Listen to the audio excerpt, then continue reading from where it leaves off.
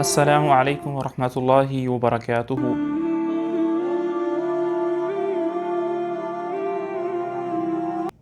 عید کی نماز پڑھنے کے بارے میں فقہا رحمہم اللہ کے 3 اقوال ہیں۔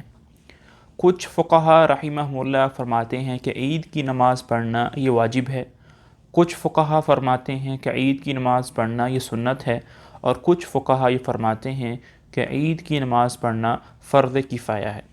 لیکن صحیح قول جس پر فتویٰ دیا جاتا ہے، جس پر عمل کیا جاتا ہے آج کے دور میں، وہ یہ ہے کہ عید کی نماز پڑھنا وہ واجب ہے، لیکن واجب مع الامام ہے، امام کے ساتھ واجب ہے۔ امام کے ساتھ عید کی نماز پڑھنا واجب، اس کا کیا مطلب ہے، یہ انشاءاللہ ہم تھوڑی دیر بعد جب یہ بات کریں گے کہ عید کی نماز کی کوئی اگر رکعت رہ جائے تو اس کو کیسے پورا کرنا ہے، اس میں آپ کے سامنے عرض کر دوں گا۔ عید کی نماز کس کس پر فرض ہے؟ ہر وہ آدمی جس پر جمعے کی نماز واجب ہے، مسلمان پر ہے، عاقل پر ہے، بچوں پر نہیں ہے، بالغ پر ہے، اور صحت مند تندرست آدمی پر واجب ہے، بیمار آدمی پر عید کی نماز واجب نہیں ہے، مقیم پر ہے، مسافر پر عید کی نماز واجب نہیں ہے، اور اسی طرح عورتوں پر بھی اکثر علماء کے ہاں عید کی نماز واجب نہیں ہے، کیونکہ ان کے اوپر جمعہ واجب نہیں ہے۔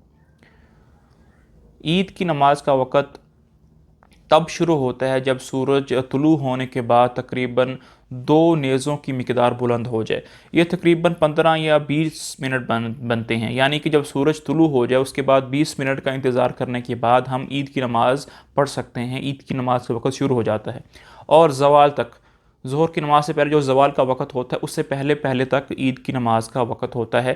اس وقت میں ہم عید کی نماز پڑھ سکتے ہیں، لیکن جتنا جلدی اس کو پڑھیں گے اتنا ہی زیادہ مستحب ہے اور اتنا ہی زیادہ اچھا ہے۔ عید کی جو نماز ہے اس کا پڑھنے کا طریقہ کیا ہے؟ دیکھیں، عید کی جو نماز ہے وہ 2 رکعتیں ہیں، واجب ہیں، اور اس کے اندر 6 زائد تکبیریں ہوتی ہیں۔ جب ہم نیت کریں گے تو دل میں یہی نیت ہوگی کہ میں عید کی نماز پڑھ رہا ہوں، واجب ہے، اور 6 زائد تکبیریں ہیں۔ اور پہلی رکعت کے اندر سب سے پہلے جب امام پڑھے گا تکبیرۃ الافتتاح جسے کہتے ہیں، اسے اللہ اکبر کہہ کے نماز شروع کرتے ہیں، اس کے بعد ہاتھ باندھ لیں گے، تکبیرہ تحریمہ بھی کہتے ہیں، جب شروع میں جب اللہ اکبر کہتے ہیں اس کے بعد کہہ کے ہاتھ باندھ لیں گے اور ثنا پڑھیں گے۔ ثنا کے بعد جو ہے وہ 3 دفعہ تکبیرات کہی جائیں گی، اللہ اکبر اللہ اکبر اللہ اکبر، یہ 3 تکبیریں ہوں گی، اور ہر تکبیر پر آپ نے ہاتھ کانوں تک اٹھانے ہیں اور کھلے چھوڑ دینے ہیں۔ ایک تکبیر سے دوسری تکبیر کے درمیان تقریباً اتنا انتظار ہونا چاہیے کہ جس کے اندر انسان 3 مرتبہ تقریباً سبحان اللہ کہہ سکے، اور جب تیسری تکبیر کہیں گے، تکبیر کہنے کے بعد پھر آپ نے ہاتھ باندھ لینے ہیں، پھر سورۃ الفاتحہ کی تلاوت ہوگی، اس کے بعد کسی اور سورت کے ساتھ تلاوت کرے گی، اور پھر ہم رکوع میں چلے جائیں گے، اور اس طرح ایک رکعت مکمل ہو جائے گی۔ دوسری رکعت جب پڑھنے کے لیے ہم کھڑے ہوں گے تو پہلے ہم سورۃ الفاتحہ کی اور اس کے ساتھ کسی اور سورت کی تلاوت کریں گے۔ تلاوت ختم کرنے کے بعد پھر ہم 3 مرتبہ تکبیریں وہ ویسے ہی دہرائیں گے جیسے ہم نے پہلی رکعت کے اندر دہرائی ہیں، اور چوتھی تکبیر میں ہم اللہ اکبر کہہ کے رکوع میں چلے جائیں گے، اور اس طرح ہماری نماز پوری ہو جائے گی۔ یہ جو میں نے تکبیروں کا عدد آپ کو بتایا ہے، 6 زائد تکبیریں، یہ مختلف فقہا کے ہاں مختلف ہیں، کسی کے ہاں 6 ہے، کسی کے ہاں 9 ہے، کسی کے ہاں 11 ہیں، کسی کے ہاں 16 ہیں، کسی کے ہاں 12 ہیں۔ تو یہ کوئی ایسی چیز نہیں ہے جس کی وجہ سے ہم کسی پر انکار کر سکیں، یعنی تم غلط ہو میں ٹھیک ہوں۔ تو ہر امر کی گنجائش ہے، یہ کوئی حرام حلال کی بات نہیں ہے۔ تو جس امام کے پیچھے آپ جو نماز پڑھ رہے ہیں، جتنی تکبیریں وہ پڑھے گا اتنی تکبیریں ہی آپ پڑھیں، الامر فیہ واسع، انشاءاللہ اس کے اندر وسعت ہے۔ جب عید کی نماز مکمل کر لیں گے اس کے بعد خطبہ دیا جاتا ہے، 2 خطبے ہوتے ہیں۔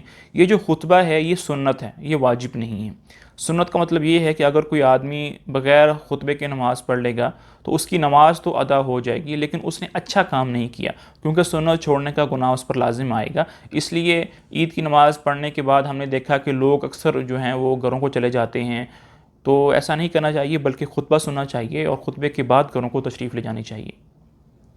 خطبے کے بعد جو ہم دعا مانگتے ہیں یہ منقول نہیں ہے، یہ مسنون نہیں ہے۔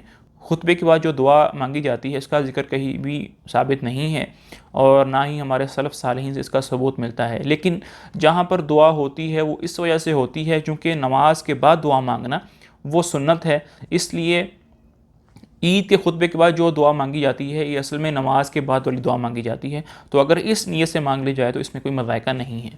کچھ کام ایسے ہوتے ہیں جو عید کی نماز سے پہلے آپ نے کرنے ہوتے ہیں۔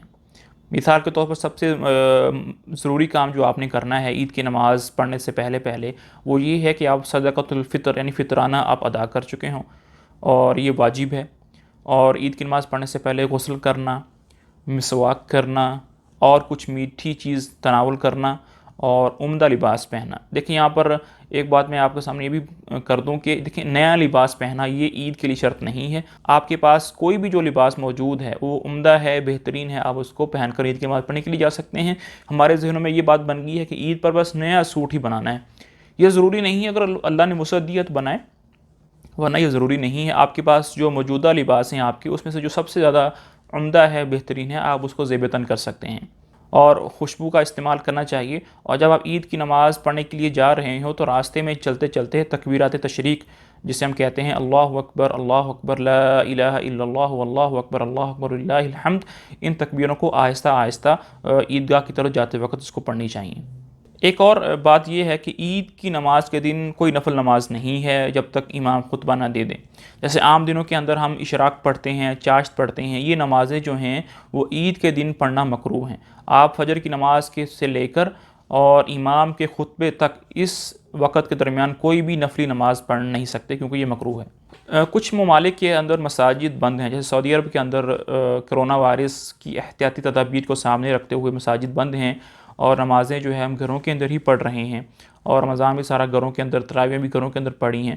تو عید کی نماز ہم گھروں کے اندر کیسے پڑھیں؟ دیکھیں عید کی نماز گھروں میں اس طرح پڑھیں کہ جب سورج طلوع ہو جائے، اور طلوع ہونے کے بعد 20 منٹ تک آپ انتظار کریں، اور اس کے بعد آپ عید کی نماز پڑھ سکتے ہیں۔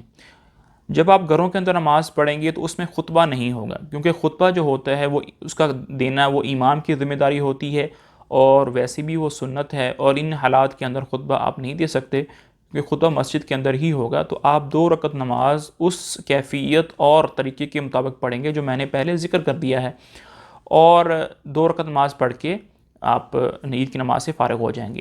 بہت اچھی بات ہے، بہت بہتر بات ہے کہ گھر کے باقی افراد کو آپ جماعت کی نماز کے اندر شامل کر لیں۔ اگر ایسا ممکن نہیں ہے تو آپ اکیلے بھی عید کی نماز پڑھ سکتے ہیں۔ اب بات کرتے ہیں کہ بعض اوقات عید کی نماز جو ہے وہ بالکل ہی رہ جاتی ہے، کیا اس کی قضا کرنی چاہیے؟ اگر کرنی چاہیے تو اس کا طریقہ کار کیا ہے؟ بعض اوقات 1 رکعت رہ جاتی ہے، تو اس میں جو تکبیرات پہلی رکعت کے اندر فوت ہو گئی ہیں اس کا کیا کرنا چاہیے؟ تو اب اس کے بارے میں دیکھتے ہیں۔ دیکھیں اگر تو آپ کی عید کی نماز رہ گئی ہے، آپ وقت پر پہنچ نہیں سکے تھے، اور آپ کے جانے سے پہلے عید کی نماز جو ہے وہ ختم ہو گئی ہے، نکل گئی ہے، تو اب آپ اس کی قضا نہیں کریں گے، کیونکہ عید کی نماز جو ہے وہ واجب مع الامام ہے، امام کے ساتھ واجب ہے۔ جب آپ امام کے ساتھ نہیں پڑھ سکے، اب آپ پر وہ واجب ختم ہو گیا، اور اب آپ اس کی قضا نہیں کریں گے۔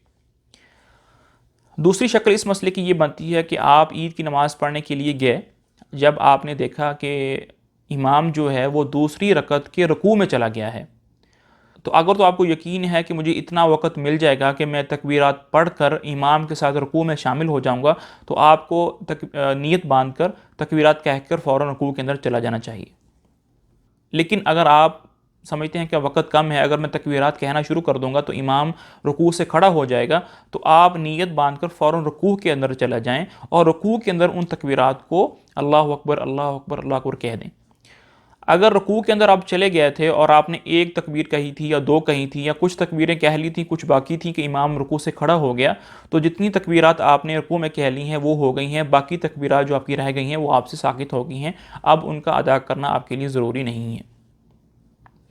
ایک اور شکل اس مسئلے کی یہ بنتی ہے کہ آپ جب مسجد میں نماز پڑھنے کے لیے گئے تو امام صاحب 1 رکعت پڑھ چکے تھے، دوسری رکعت میں کھڑے ہوں گے، تو آپ جو رکعت آپ کو مل جائے گی اس رکعت کو آپ پورا کر لیں، اور پورا کرنے کے بعد جب امام سلام پھیرے گا تو آپ دوسری رکعت کو مکمل کرنے کے لیے کھڑے ہو جائیں گے۔